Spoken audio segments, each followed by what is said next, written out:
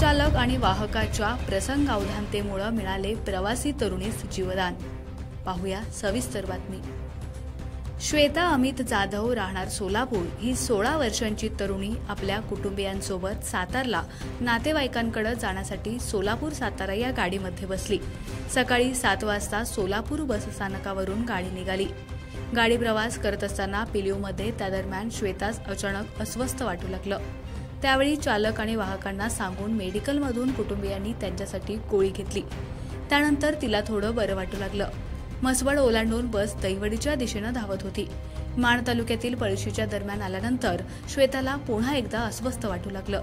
तिच्या अंगातून घाम यायला लागला, चक्कर येऊ लागली आणि डोळे पांढरे झाले। श्वेताच्या या अस्वस्थतेमुळे तिच्यासोबत असलेलं कुटुंबीय आणि वाहक यांना दरदरून घाम फुटला।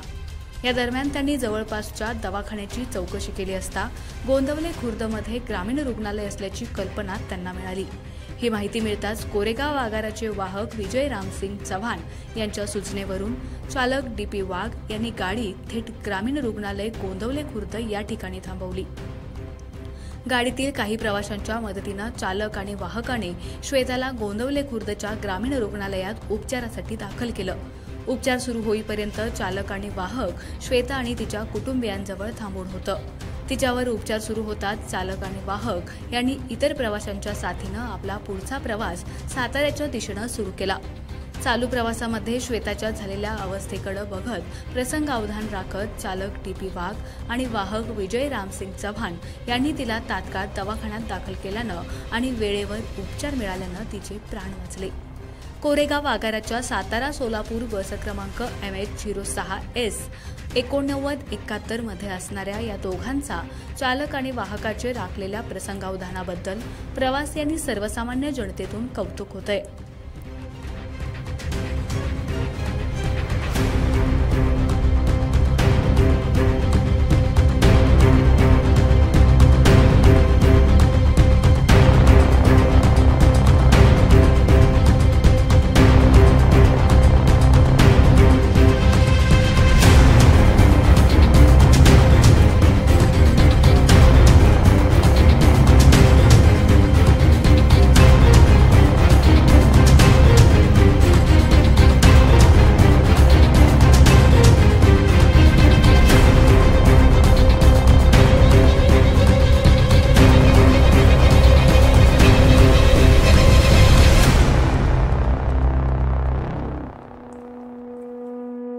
आमच्या खबर गावाकडची या चॅनेलला सबस्क्राइब करा, लाईक करा आणि आमचे व्हिडिओ शेअर करा। धन्यवाद।